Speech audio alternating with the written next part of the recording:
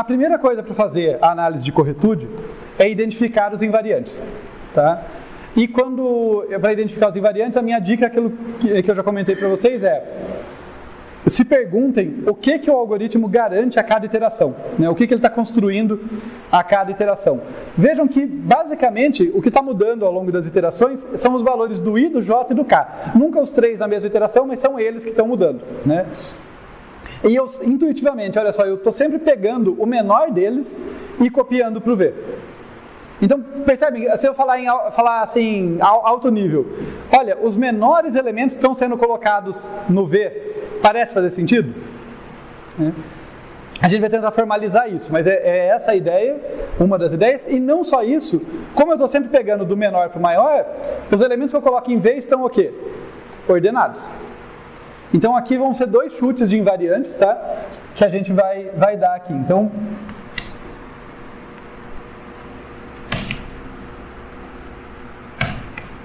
invariantes, e eu vou tentar colocar cores diferentes para deixar claro a importância de cada pedaço da prova, né? Porque tem pedaços que a gente está fazendo para provar uma coisa, outros para provar outra. Então, vamos colocar aqui o primeiro invariante, tá? Que pega essa ideia de que de quem é que eu estou copiando, tá? Ó, vou pegar minha cola para não fazer bobagem comparado com o que eu estava planejando. Então eu tenho aqui que V1 K-1, tá? Veja que K é o índice que está navegando no V, né? Então V1 K-1, eu vou abusar um pouquinho da notação aqui, mas ele vai ser igual aos elementos já copiados dos dois vetores, né? A união dos elementos deles. Então ele vai ser igual a V1 até o quê? I-1 unido com VR de 1 até J-1. Às vezes eu abuso de notação para deixar mais limpo o quadro, mas é sempre bom fazer o acknowledge, né? Olha, onde que tem um abuso de notação ali para não ficar vago. União é uma notação para conjunto, né? E ela tem um problema que quando eu tenho elementos repetidos, eles desaparecem, as repetições desaparecem. Não é exatamente isso que eu estou falando aqui, tá? Eu estou definindo uma união de vetores aqui, quer dizer, para cada elemento que está aqui e que está aqui, ele vai acabar em V de 1 até K-1. Quer dizer, nenhum elemento sumiu. Todos os elementos que estavam no prefixo aqui, de 1 até I-1 do VL e de 1 até J-1 do VR, acabaram ali entre a posição 1 e K-1 do V. Tá? E deixando claro, eu não tirei isso do nada. Olhem o que o algoritmo está fazendo, né? Eu estou sempre olhando e falando, olha, quem que o VK recebe? Ou é o VI, e logo depois eu incremento o I, né? Por isso que é K-1 e -1. No início da iteração, o cara apontado pelo I, eu ainda não verifiquei. O cara apontado pelo J, eu ainda não verifiquei. Eles eu ainda não tratei. É sempre os anteriores, porque quando eu faço a cópia, logo depois eu incremento. Então, quem está lá de V1 até VK-1 são os que eu copiei ou do VL ou do VR, né, para índices anteriores, para valores entre 1 e I-1 ou entre 1 e J-1. Ok? A ideia? Tá. Eu vou deixar aqui que eu gosto, que acho que ajuda. Quando eu precisar, daí eu apago, né, que eu vou precisar de espaço. Mas esse é o VL, esse é o VR. Daí aqui eu tenho o V.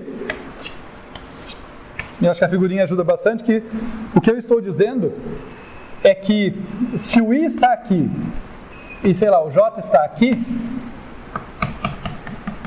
esses caras aqui, eles foram copiados para cá. É isso que essa primeira propriedade está dizendo. Tá? Mas não basta isso, né? Até porque eu quero devolver o V ordenado, né? Eu não copio em qualquer ordem, percebem? Quando a gente olha para o algoritmo de novo, eu sempre verifico quem que é menor, né, entre o VI entre o VLI e o VRJ, eu sempre verifico quem é menor e copio o menor. No caso de empate, o VI vai primeiro, mas não pensa no empate, vamos pensar na lógica assim que funciona da mesma forma. eu estou sempre copiando o menor. Então, o meu segundo invariante aqui vai nos dizer, deixa eu pegar aqui a coisa, que V1 K-1 está ordenado. O que, de novo, me parece, pelo menos, um chute razoável dentro do que a gente viu que o algoritmo faz. Né? O algoritmo, de modo algum, ele chega lá e fala, vou copiar todo mundo daqui, depois todo mundo de lá. Não. Para cada elemento que ele vai copiar, ele pega o menor entre os dois. Tá? Então, parece um chute razoável. Como propriedade invariante, a gente vai mostrar por indução que ela sempre vale. Mas o chute inicial é esse. Beleza. Essas duas propriedades estão aí. Vamos tentar fazer a prova. Vamos ver se dá certo. Então, lembrando, prova por indução. Mostra o caso base, supõe a hipótese de indução e depois vai para o passo. Certo? Então, vamos começar com o caso base aqui. No caso base, o que eu quero? Eu vou tentar deixar isso bem claro, porque acho que foi uma das coisas que eu errei na hora que eu estava explicando para vocês na aula sobre corretude, que eu achei que ficou muito embananado. É sempre importante ter em mente o que você quer, antes de sair provando. Né? Como na minha cabeça, no segundo plano, eu sabia o que eu queria, às vezes eu não falei em voz alta e isso confunde. O que eu quero é mostrar que essas propriedades valem, mostrar que 1 e 2 valem no início da primeira iteração. Tá? Mas vejam, essas propriedades dependem do K, do I e do J. Elas são em função do K, do I e do J. Então eu quero mostrar para os valores de K, I e J no início. Tá? E vamos ver o que acontece aqui. Então, olha, no início eu tenho que V de 1 até K-1. Ele vale quanto? Bem, no início, aliás, eu já escrevi isso, deixa eu colocar. No caso base, no início eu tenho que I é igual a J, que é igual a K, que é igual a 1. Né? Antes da primeira iteração vale exatamente isso. Então, vamos lá. Né? A partir disso, o que eu vou ter? Eu vou ter que V1 K-1, se o K vale 1, K-1 é 0, um subvetor que o limite esquerdo é maior do que o limite direito é um subvetor o quê? Vazio. Não tem ninguém lá. Como muitas vezes acontece, nem sempre, mas muitas vezes o caso base vai sair basicamente de modo trivial, porque são afirmações, o 1 e o 2, sobre conjuntos vazios. E daí não tem o que dar errado. Eu vou tentar elaborar um pouquinho mais isso, mas só destacar essa informação para vocês. Tá? Olha só, deixa eu pegar outra cor aqui que eu realmente quero abusar das cores para tentar deixar as coisas mais claras.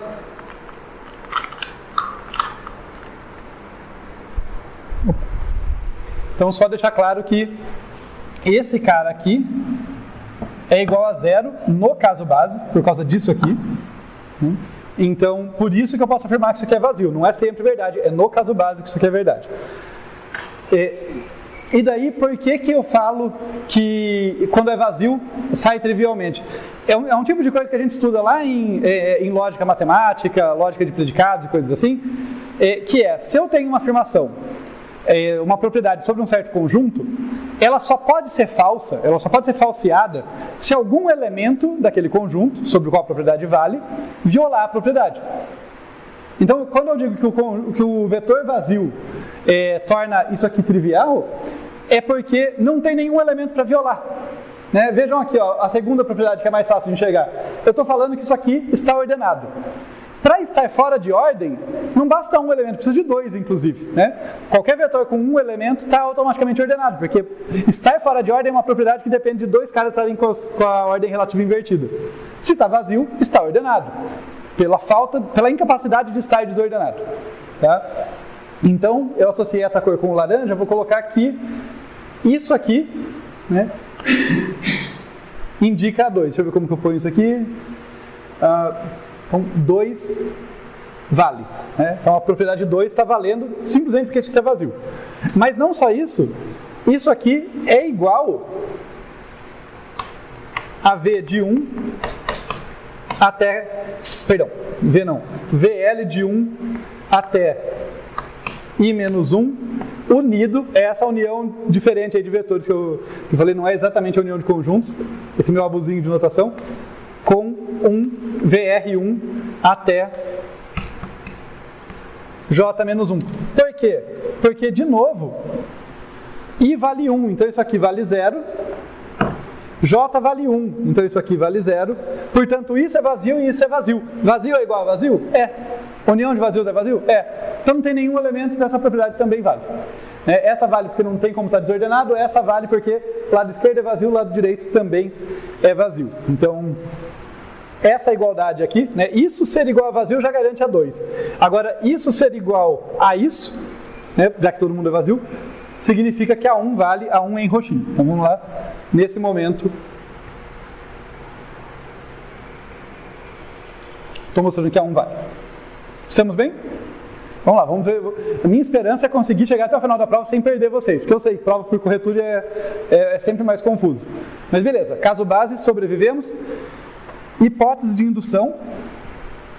Eu vou colocar a hipótese de indução de um jeito mais simples aqui de escrever, porque como eu já enunciei certinho ali, tá? Eu vou simplesmente dizer que a hipótese de indução é propriedade, invariantes ou propriedades aqui.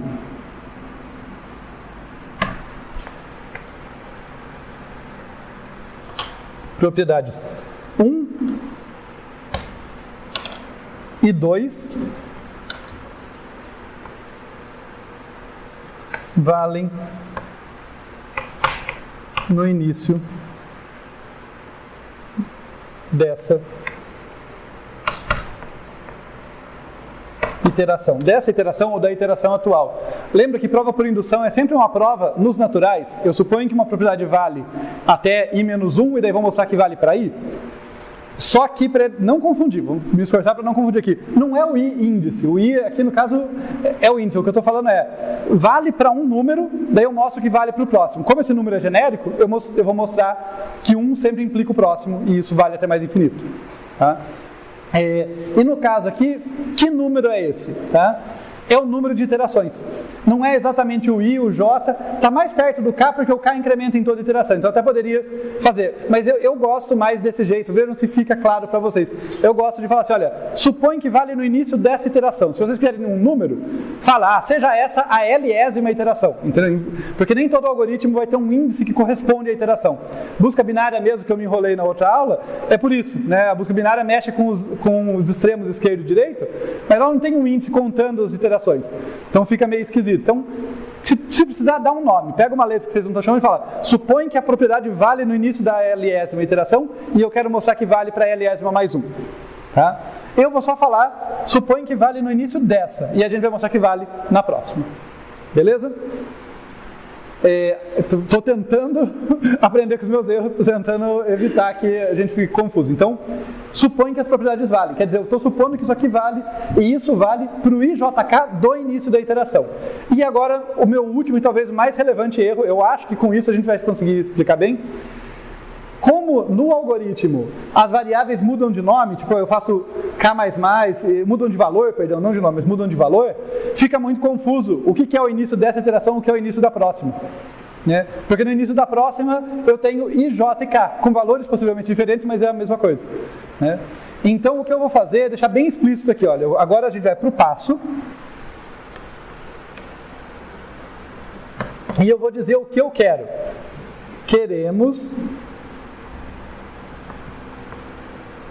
mostrar de novo as cores 1 e 2, né? Mostrar que elas valem, mostrar que 1 e 2 valem para I', J' e K',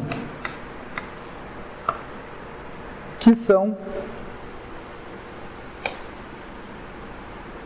os valores de I, J e K no início da próxima iteração. Tá? Então vejam, eu quero mostrar isso aqui. Eu quero mostrar que essa propriedade vale, que essa propriedade vale, mas para linha substituindo, onde tem K vira K', onde tem I vira I', onde tem J vira J', para a gente não embolar. O algoritmo não faz isso, porque não tem sentido ficar trocando nome de variável. Mas na prova, o importante é diferenciar essas duas coisas para não ficar confuso, senão parece que eu não provei nada, né? Então eu vou mostrar que aquilo lá vale não para o IJK. IJK eu estou supondo que vale. No início da iteração eu estou supondo que ele vale. Eu vou mostrar que vale para esses caras ali. Eu acho que com isso a gente está pronto para fazer o passo e não se perder totalmente nele. Talvez a gente se perca um pouco, mas não totalmente.